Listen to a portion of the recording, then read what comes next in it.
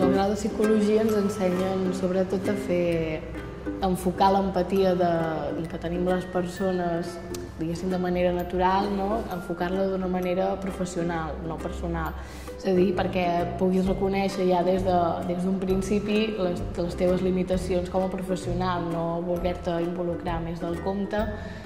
i sobretot també fer un treball d'observació dels pacients per poder-los diagnosticar correctament, perquè hi ha moltes vegades se diagnostica erròniament i volen evitar això,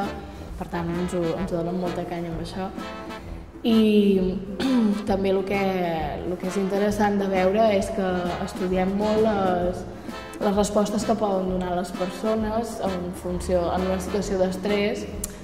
bé siguin adultes, adolescents o infantils, i és en funció de les vivències que van tinguent.